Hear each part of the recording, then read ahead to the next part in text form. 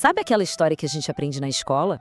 Pois é, dia 22 de abril de 1500, Pedro Álvares Cabral avista um monte, que depois vira o Monte Pascoal e pronto, o Brasil foi descoberto. Essa é a versão oficial, o marco zero da nossa história. Mas e se essa história não for tão simples assim? E se essa versão tão certinha nos livros deixa algumas pontas soltas? A pergunta que fica é: será que outros europeus não pisaram aqui antes de Cabral? Essa dúvida mexe com a base de um dos nossos maiores mitos nacionais. E aqui a coisa fica séria. Quem nos guia nessa investigação é o grande historiador Capistrano de Abreu. Ele já cantava essa bola. Não se trata de uma simples data, mas uma verdadeira disputa entre três gigantes da Europa: França, Espanha e Portugal, cada uma querendo um pedaço dessa glória. Vamos entender essa treta. Nossa investigação começa pela reivindicação mais antiga e, vamos ser sinceros, a mais mirabolante de todas, a da França. A história francesa é ousada, para dizer o mínimo. Dizem que um navegador, um tal de Jean Cousin, saiu do porto de Dieppe, foi pego por umas correntes e acabou na foz de um rio gigantesco, num continente totalmente desconhecido. E o ano? Pasmem, 1488. Pensa só no que isso significaria. Se fosse verdade, Cousin teria chegado na América antes de Colombo e ainda teria contornado a África antes de Vasco da Gama. Um feito 2 em 1. Mas tem um detalhe que acende um alerta gigante. Essa história só foi publicada quase 300 anos depois. Um pouco suspeito, né? É exatamente aí que o nosso detetive da história, Capistrano de Abreu, entra em ação.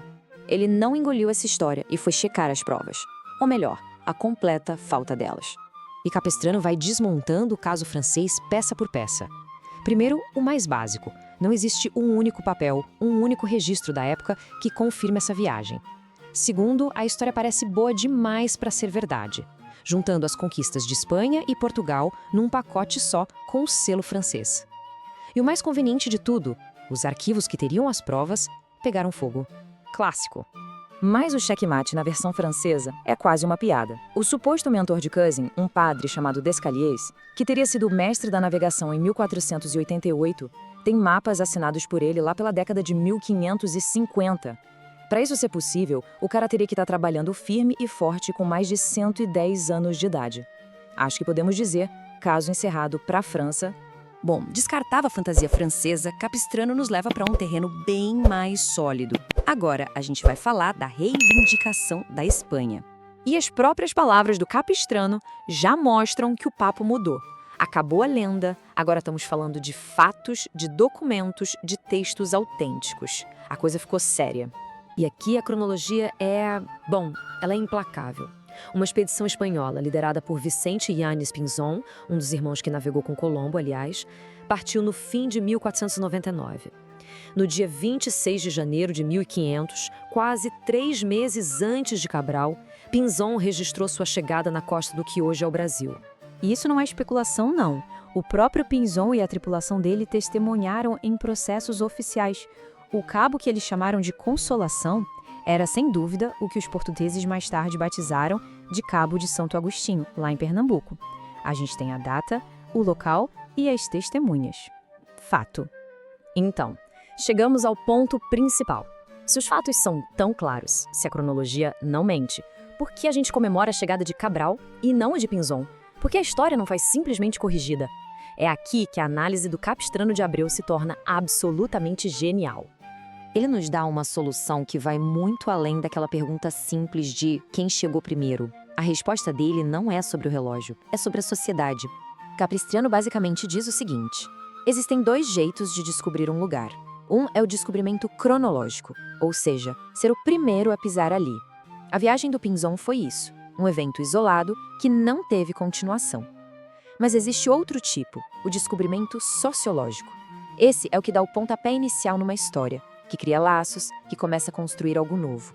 E essa é a grande sacada do Capistrano. A viagem de Pinzón foi um fato, sim, mas um fato que não gerou frutos para a história do Brasil. Foi a chegada dos portugueses, com o Cabral, que deu início a um processo contínuo de ocupação, de exploração e, lá na frente, a formação do Brasil como nação. Por isso, do ponto de vista sociológico, o descobrimento que realmente importa é o português, porque, como o próprio Capistrano diz, neles se inicia a nossa história.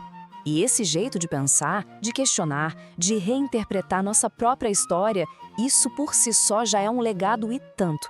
E é um legado que, felizmente, está sendo resgatado hoje. Pois é, esse texto do Capistrano que a gente acabou de analisar faz parte de um projeto sensacional, a Biblioteca Básica Brasileira. A ideia foi do grande antropólogo Darcy Ribeiro e agora a fundação com o nome dele está tocando esse projeto incrível. E a história desse projeto é uma saga. Ele nasceu lá nos anos 60, foi interrompido pela ditadura militar e só agora foi retomado com força total e muito maior, com o objetivo de levar os textos mais importantes sobre o Brasil para o país inteiro.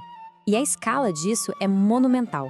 Presta atenção nesse número: 2.700.000 livros, todos distribuídos de graça para todas as bibliotecas públicas do Sistema Nacional.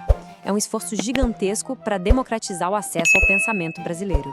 Mas o objetivo final não é só espalhar livros, é um convite. Um convite para que mais gente possa fazer exatamente o que Capistrano fez: investigar, questionar e, principalmente, entender as complexidades de como o Brasil se formou. Isso tudo deixa a gente com uma pergunta no ar, né? A história do descobrimento é só um exemplo.